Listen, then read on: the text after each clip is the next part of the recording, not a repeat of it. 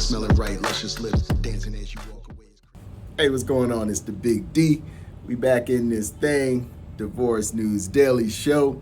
We're going to get into some topics today, and I think we'll have a little fun today. So yesterday was a little more heavy on the end, so I figured like we'll lighten it up a little bit. So without further ado, let's jump right on in here and see what's going on in the world of divorce and how people is getting down today. All right, so this one says, from the divorce Reddit, Revolutionary Plan 493 says, told him I want a divorce. So why she do that? Let's go find out.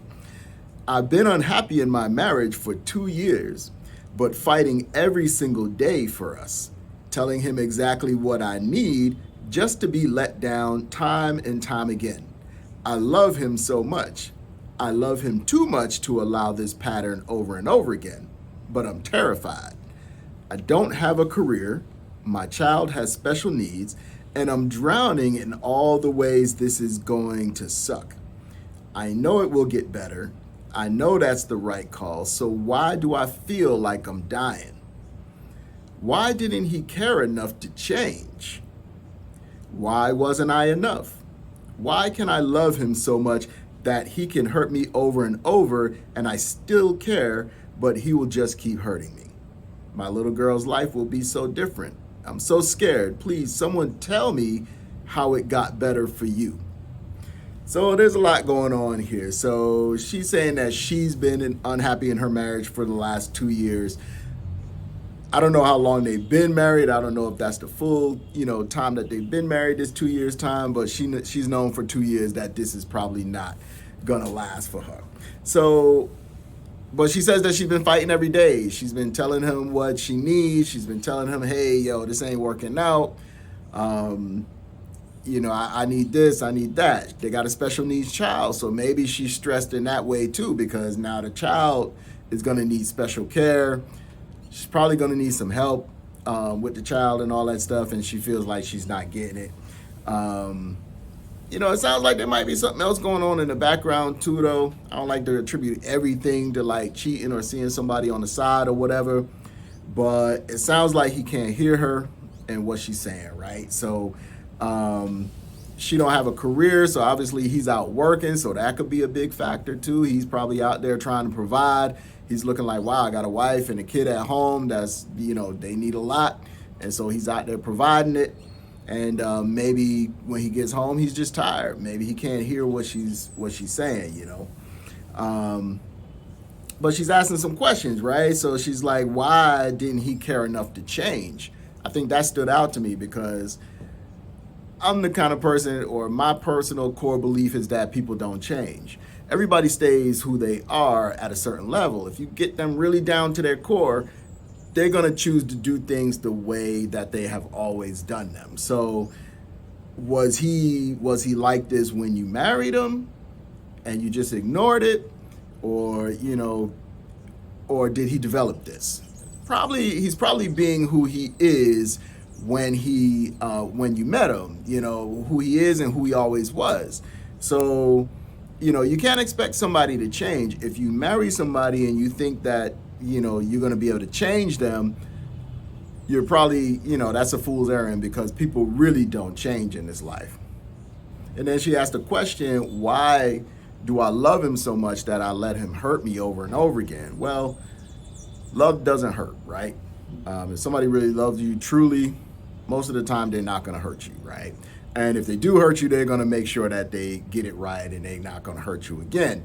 But it sounds like she's trained him to be able to continue doing the things that he's doing. Whatever it is that he's doing that's making her upset or making her unhappy with him, he's continuing to do it. So at some level, you've accepted this and you have not put your foot down and said, hey, this is not going to go on. And I'm not saying this is just for, this story right here is a woman and a man, but it could be the other way around too. Men have to do the same thing. It's people. So people will treat you the way that you allow them to treat you. So don't expect them to change. you got to say, hey, this is what's acceptable and this is not what's acceptable. And preferably before you get married and before you jump into a situation where you're tied to this person and you have a child with this person, you kind of learn about who they are. I think we kind of move into marriage a little bit fast. I think we kind of tend to move into relationships really quickly. We get physical and everything really quickly. You don't even know the person's middle name yet. So, you got to kind of find out what their family history is, all that type of stuff. If you think about being serious with a person, you got to know a little bit more. So it just sounds like maybe she got into the situation, or maybe both of them got into the situation in this marriage, maybe having a child earlier than what they probably should have, because it doesn't sound like they really knew each other that well, or at least she definitely didn't know him. So, but she says she loves him. Sometimes you got to love people from a distance. They can't stay around you, but you got love in your heart for them or whatever. But the best thing you can do is let them go. That's just the reality of this life. So we're going to move on from this one. Hopefully they can work that out, especially for the child's sake. Obviously, like she said, it's going to change the child's life. The worst thing you want to do is hurt the child in the process. And especially if the child has special needs, maybe they may not understand in the same way, probably is young, don't really understand what's happening and why one person is there and the other person is not. So this could be tough. This is a tough one. So, but we just got to kind of analyze it and see what we can take away from the situation. Hey, thanks for checking out the Big D Show. I am the Big D, but I also go by Knock Real Beats, as I am a man of many talents. I'm a hip hop artist, writer, producer. I do it all. So check out the link below in the description and check out some of the music. I think you're going to like it. I'm on all streaming platforms, Spotify, Amazon Music, Tidal, everywhere you want to be. Bandcamp. Support independent artists. Now here's somebody on the flip side. Transportation Kind 66 says, still feeling effects of divorce 9 years later. So this could be something lasting. This is something that you're probably not going to forget. So let's see what they talking about here. Sometimes I think I may be crazy. My wife divorced me 9 years ago and I still haven't recovered. So this tells me a lot right there, just in that statement. It's like you can't be so stuck on a person and so in love with a person that it impedes the rest of your life.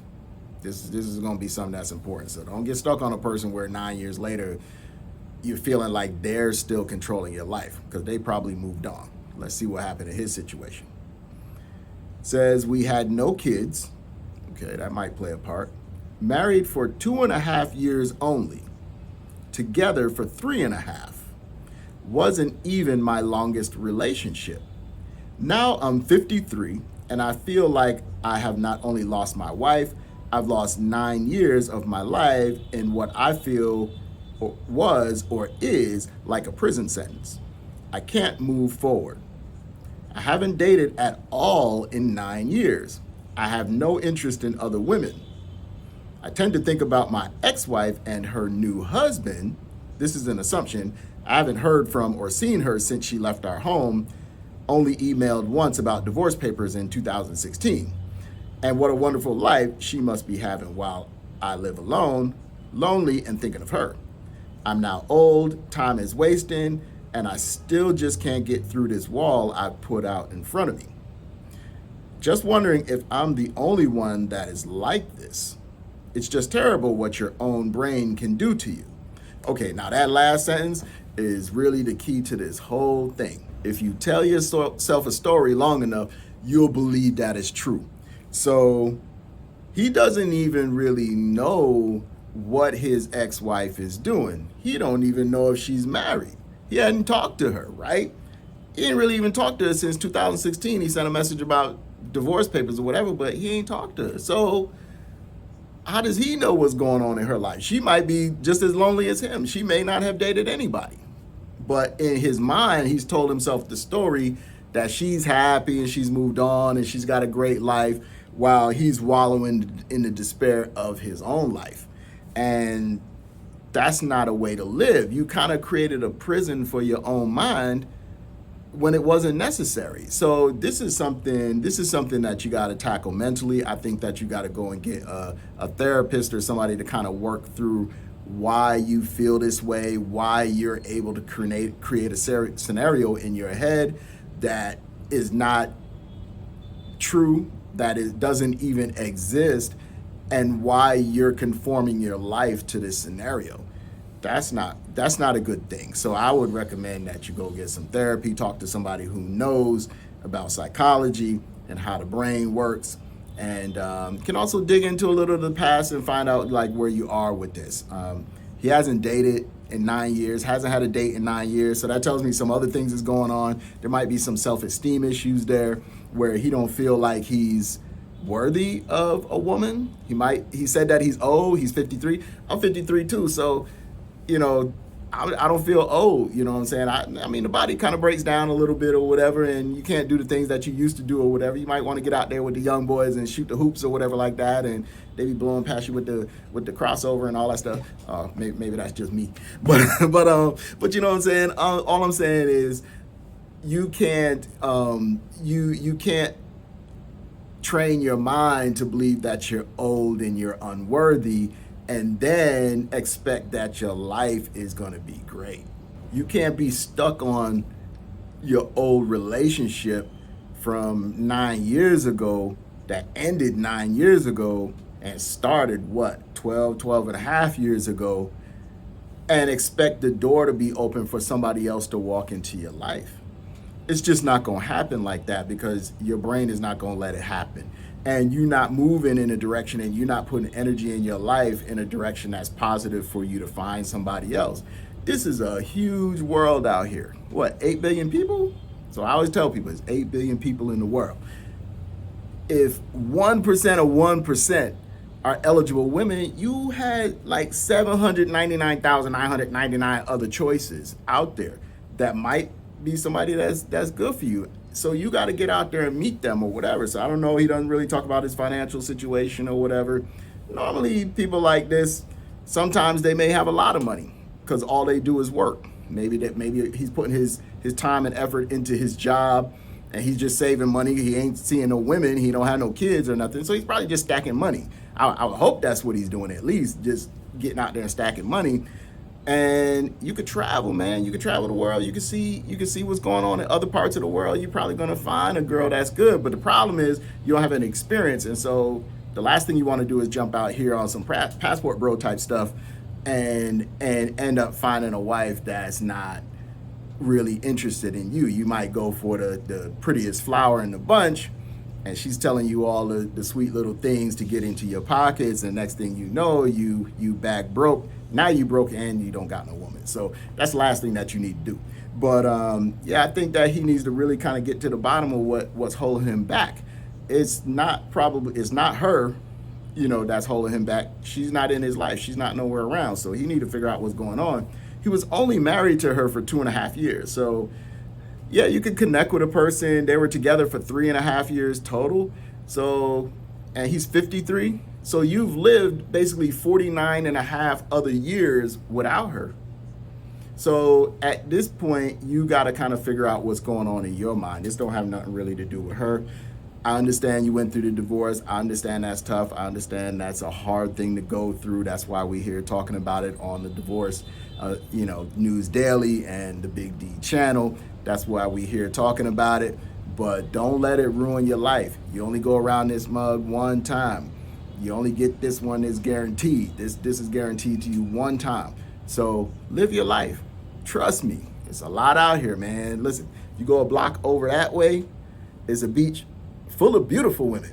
So you need to get out here and see. But if you're not confident, you don't have a positivity about yourself, you can't go out, joke, have fun with people or whatever, and sit down, have a drink with some people and chill, whatever like that.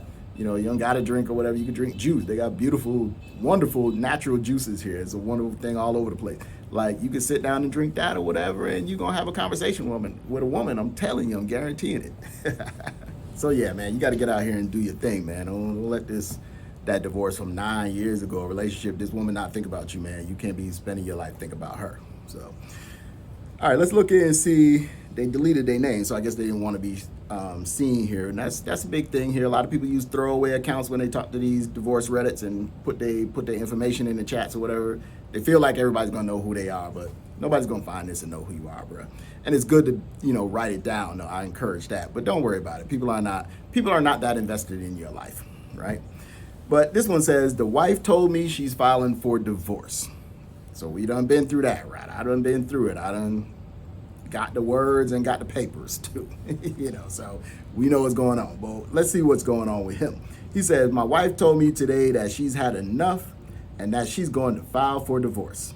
We've been married for 17 years. We have 2 teen kids. Okay, I can relate. It came after a bit of a disagreement about disciplining one of our kids. So discipline is an issue. We don't agree on things at times. I'm totally crushed, to be honest. Have no idea what I'm going to do. So seems like there was some level of disagreement about the discipline. Now you got teen kids. If you ever had a teenager in your house, you know how difficult it can be to kind of get them to conform to the rules of the house, and they're pushing back, and they're becoming older, and now they might be a little bit bigger than you or whatever. They could probably beat you, whatever. Whatever. So they feeling themselves, what I'm saying? They start like my mama said, oh, you smelling yourself, so they start feeling themselves, start smelling themselves, and now all of a sudden, like, you don't feel like you got the power in the house no more or whatever. So, it could be difficult. It could be hard, but the parents got to be on like one accord. One thing I will say about my mother and my stepmother and my father is typically they were on the same page. They weren't really like one said you could do one thing, the other one said you couldn't or whatever. It was never really like that. It's like whatever the other one said goes. So we had that. We always knew that they were a solid team. If it differentiated, we would be like, oh, wait, okay, what's going on here? Why this one told me this and that one told me no? It's like, what I'm saying? So, you couldn't play one against the other. That's not going to happen in my father's house. That's not going to happen. He gave his wife the respect of like, when she say this, that's what's going to happen. He's going to back it up. So sometimes it's going to be those situations where you have a disagreement about what's the discipline level. Maybe the kid broke the rule. Maybe they came in after curfew, or maybe they did something they wasn't supposed to do, or they're not handling their schoolwork right or whatever. It's a lot of things like that can go on, right? So, you gotta kind of get with your spouse and talk to them about what the consequence is gonna be, so that you guys agree first before you probably even talk to the child. I think that's probably it, because if there's gonna be a disagreement between you two, you don't want the child in the middle of that to see it, because now they're going to have some leverage or whatever, whichever side is better for them.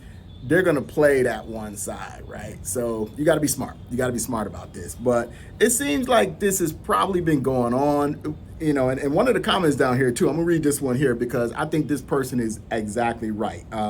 Snoopy is Cute wrote in, she's not filing for divorce over one disagreement about parenting differences.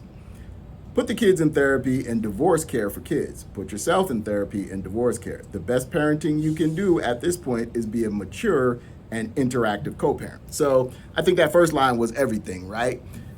I think there's more things in the past that have kind of come up and been a problem. And now she's just at a point where she's saying that she's fed up with it, she's had enough, and she's leaving. So divorce is not always a big blowout thing that happened and, you can point to one particular thing that occurred.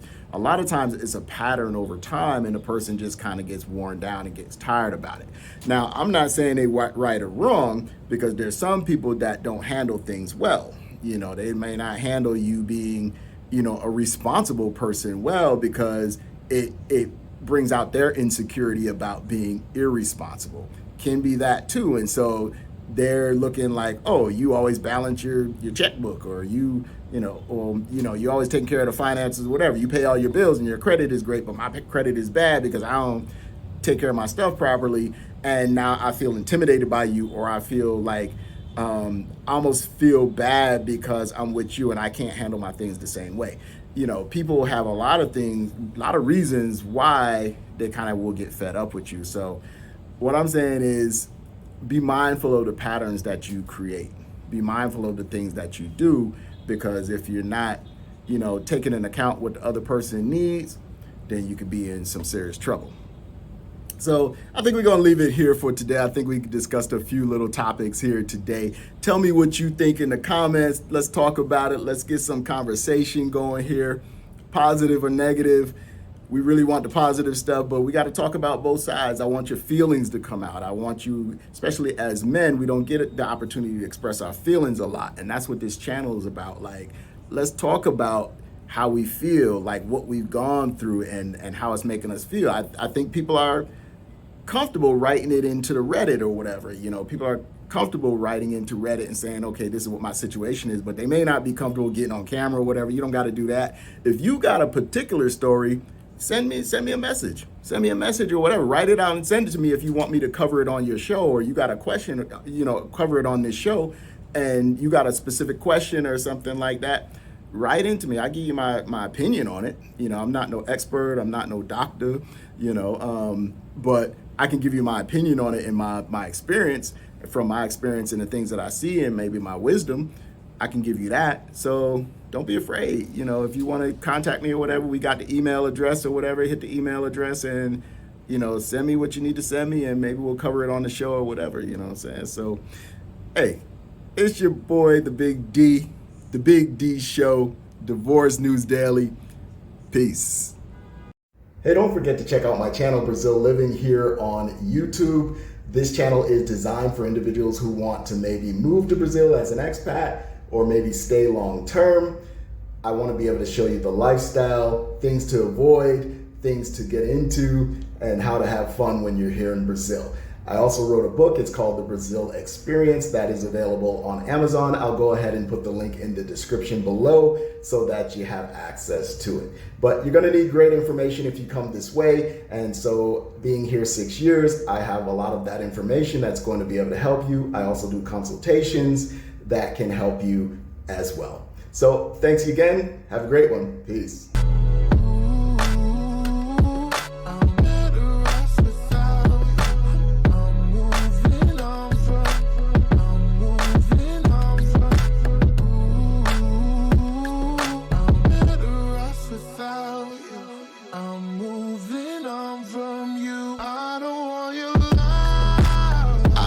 Skin popping, smelling right, luscious lips, dancing as you walk.